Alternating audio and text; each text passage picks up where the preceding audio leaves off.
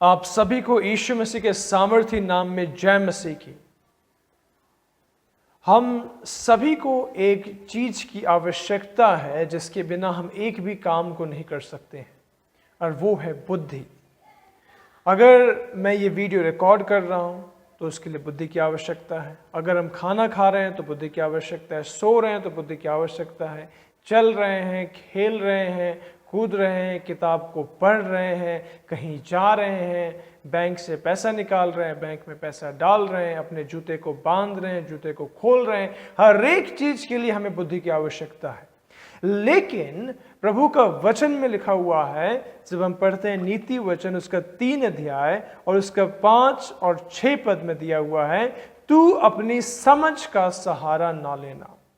तो बुद्धि हमें प्रभु की ओर से मिलती है, समझ हमें प्रभु की ओर से मिलती है, लेकिन प्रभु कहते हैं कि तू अपनी समझ का सहारा ना लेना। तो इसका मतलब क्या है? क्योंकि हम बिना बुद्धि का, बिना समझ का हम एक पल भी नहीं गुजार सकते हैं। तो इसका अर्थ ये नहीं कि हम अपने बुद्धि का प्रयोग ना करें, लेकिन उन जगहों पर जहां पर परमेश्वर ने अपने नियम को दे रखा है, वहां हमें अपनी बुद्धि का प्रयोग करने की आवश्यकता नहीं है। उदाहरण के तौर पर, अगर प्रभु ने कहा है तुम गाली सुन करके गाली ना देना, तो जब कोई मुझे गाली देता है उस समय मेरा बुद्धि कहता है कि तू उसको गाली दे, वरना वो और गाली देगा। जब कोई मुझ पर वार करता है तो मेरी अपनी बुद्धि और आसपास के लोग कहते हैं कि तुम भी उस पर वार कर, वरना वो और तुम पर हावी होंगे। लेकिन उस समय मुझे अपनी मन की बात, अपनी बुद्धि की बात ना सुन करके, लोग की बात को ना सुन करके, मुझे प्रभु की बात को सुनना है कि प्रभु क्या कहता है। भले ही मेरा मन कर रहा हो कि मैं उसे गाली दूं या उसके साथ मैं लड़ाई करूं, लेकिन क्योंकि प्रभु का वचन ने कहा है गाली सुन के गाली ना देना, मैं गाली नहीं दूंगा। ये होता है कि हम अपने समझ का सहारा नहीं ले रहे। आगे लिखा हुआ है, वरन संपूर्ण मन से यहोवा पर भरोसा रखना। संपूर्ण मन से यहोवा पर भरोसा रखना। और जब हम यहोवा पर संपूर्ण मन से भरोसा रखेंगे तो हम उनकी आज्ञाओं का पालन करेंगे। लेकिन जब हम उन पर भरोसा नहीं कर सकते हैं, जब प्रभु से ज़्यादा वास्तविक या प्रभु से ज़्यादा रियल हमें अपना समस्याओं नज़र आते हैं, तो फिर हम प्रभु पर भरोसा नहीं कर सकते हैं। और जब हम उसी प्रकार से उदाहरण को देखते हैं, तो आदि में जब परमेश्वर ने आदम और हवा को बनाया, जो हमारे पूर्वज थे, और उनको एक बहुत ही सुंदर वाटिका में रखा, और उन्होंने कहा कि इस वाटिका के तुम हर एक पेड़ के फल को खा सकते हो, सिवाय वो जो इस बगीचे के बीच में है। और क्योंकि जिस दिन तुम उसके फल को खाओगे उसी दिन तुम मर जाओगे। और वहां पर हवा जो है पता नहीं क्यों उसी पेड़ के आसपास भटक रही थी, घूम रही थी, उसके पत्तों को देख रही थी। और वहां पर शैतान एक सांप का रूप लेकर के आता है और कहता है कि क्या परमेश्वर ने तुम्हें किसी भी फल को खाने से मना किया है? तो उन्होंने कहा कि नहीं नहीं नहीं, सिवाय इस पेड़ का हम बाकी सब फल को खा सकते हैं। तो उन्होंने कहा क्यों? तो उन्होंने कहा कि प्रभु ने कहा है कि जिस दिन तुम इसके पेड़ के फल को खाओगे उस दिन तुम मर जाओगे। और शैतान उस समय कहता है नहीं नहीं नहीं नहीं नहीं, जिस दिन तुम इस पेड़ के फल को खाओगे उस दिन तुम मरोगे नहीं, तुम ईश्वर के समान बन जाओगे। और यहां पर हवा ने परमेश्वर पर से अपने भरोसा को हटा करके उसने उस शैतान पर अपने भरोसा को डाल दिया, क्योंकि वो अपनी समझ का, अपनी बुद्धि का सहारा ली वहां पर जहां परमेश्वर ने पहले से नियम दे रखा था। उसको लगा होगा उस समय कि परमेश्वर मेरे हित की चिंता नहीं करते हैं, इसीलिए वो मुझे मना करते हैं, ये काम मत करना, वो काम मत करना। लेकिन ये देखो, ये सांप, ये मेरी कितनी हित की चिंता करता है। वो कहता है, वो चाहता है कि मैं ना केवल एक इंसान बनूं परंतु मैं परमेश्वर के समान बन जाऊं। और वो धोखा में पड़ जाती है और फिर आगे वो बगीचा से निकाले जाती है और तब से मृत्यु भी इस पृथ्वी पर आ गया। वही दूसरे तरफ जब हम एक और उदाहरण को देखते हैं, जब मनुष्य जाति में पाप फैल गया, पाप बहुत बढ़ गया, तो परमेश्वर का मन दुखी हुआ और उन्होंने नूह से कहा कि नूह तुम एक जहाज को बनाओ, और क्योंकि मैं इस पूरे पृथ्वी को, सारी सृष्टि को मैं बारिश भेज करके मैं नाश करने वाला हूं।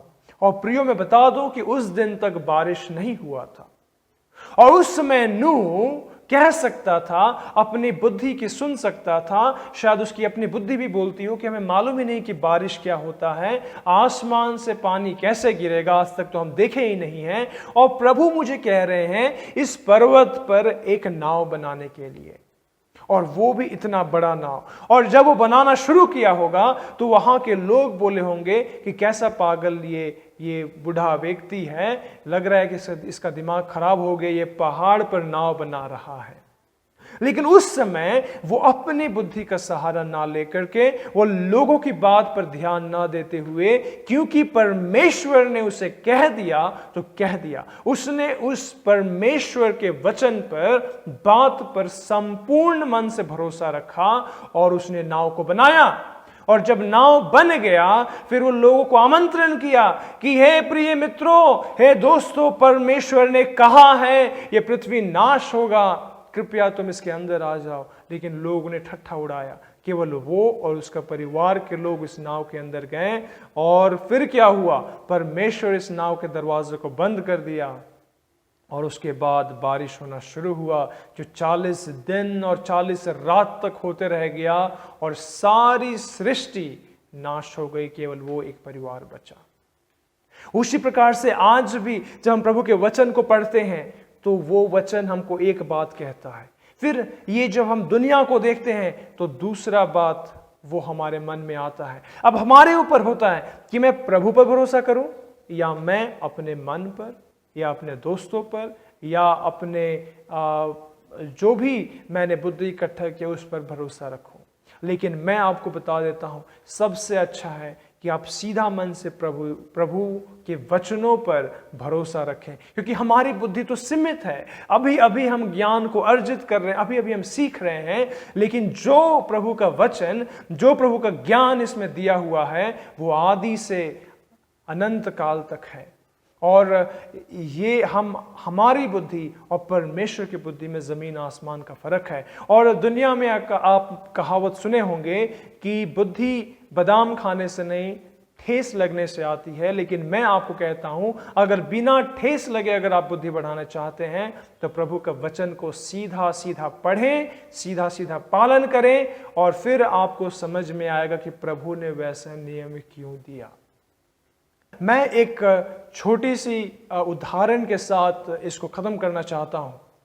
जब मैं स्कूल में गया था तो 12 साल में हॉस्टल में रहा। एक मसीही हॉस्टल था और उसका जो एनवायरनमेंट था वो काफ़ी अलग था। उसमें कभी हम लोग को गालियाँ सुनने को नहीं मिलती थी, लड़ाई झगड़ा देखने को नहीं मिलती थी, और वहाँ पर बहुत ही एक प्रोटेक्टिव एनवायरनमेंट था। और जब मेरा 12th ख़त्म हुआ और मैं दिल्ली गया अपने आगे की पढ़ाई को करने के लिए, और वहाँ पर जब मैं बाहर निकला तो मैं क्या देखा कि वहाँ के लोग हर लाइन में गाली का प्रयोग करते थे। जिस प्रकार से आलू का लगभग हम हर सब सब्जी के साथ मिला करके उसको सब्जी बनाते, उसी प्रकार से हर लाइन में एक एक गाली लोग फेंट करके उस भाषा को प्रयोग करते थे। और वो काफ़ी कठोर मुझको लगा और काफ़ी मुझको मुश्किल लग रहा था उस एनवायरनमेंट में बढ़ना, जब मैं बचपन से लेकर के 17 साल तक मैं एक अलग एनवायरनमेंट में था। और उस समय जब मैं आगे चल के मैं ऑफिस में काम करने लगा तो वहाँ से एक लड़का जो है, जब हम लोग का ब्रेक हुआ तो बाहर निकला और मुझे बिना वजह का, बिना बात का, कोई बात नहीं था, हंसी मजाक उड़ाने के लिए उसने मुझे गाली दिया। और उस समय मुझे समझ में नहीं आया, मेरे अंदर ज़रूर मुझे चोट लगी थी, लेकिन मुझे समझ में नहीं आया कि मैं इसको क्या जवाब दूँ। और उस समय लेकिन मुझे एक बात याद आया कि प्रभु का वचन में लिखा हुआ है, गाली सुन करके गाली ना देना। और मैं बोला कि ठीक है, मुझे तो मालूम नहीं कि मुझे क्या जवाब देना चाहिए, लेकिन प्रभु का वचन में लिखा हुआ है गाली सुन के गाली ना देना, तो मैं गाली नहीं दूंगा। और फिर जो है दूसरा लड़का देख रहा था और उसने मुझे बोला, उसको लगा कि शायद ये नया लड़का इसको गाली देने नहीं आता है, तो उसने 2-3 गालियां मुझे दी और बोली कि इस गाली को उसके खिलाफ में इस्तेमाल करो जो तुम्हें गाली दिया है। और मैं देखा कि ये मेरी मदद करना चाह रहा है, लेकिन वही प्रभु का वचन याद आया, गाली सुन करके गाली ना देना।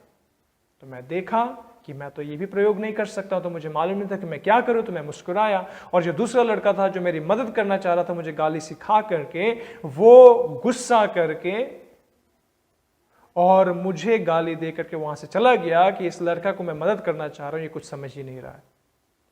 और लेकिन उसके बाद भी मुझे मालूम नहीं था कि मुझे क्या प्रतिक्रिया करना है, बस इतना बात मालूम था कि गाली सुन के गाली ना देना। और फिर मैं वहां पर चुप रहा, अंदर तो दुख थी लेकिन ऊपर से मैंने चेहरे पर मुस्कुराया। और जो पहला लड़का मुझे गाली दिया था, जब वो इन सब बातों को देखा, अगला दिन से मैंने उसके स्वभाव में एक परिवर्तन को देखा कि अब वो मेरे लिए उसका इज्जत जो है काफ़ी बढ़ गया। और जब ब्रेक ख़त्म होता था तो मेरा इंतज़ार करता था कि कब इसका ख़त्म हो जाए, तब मैं इसके साथ जाऊंगा ब्रेक पर। और मैंने उसके मुंह से मेरे सामने कभी भी गाली का प्रयोग करते हुए नहीं सुना। और फिर मैं समझा कि प्रभु ने वो नियम क्यों दिया था।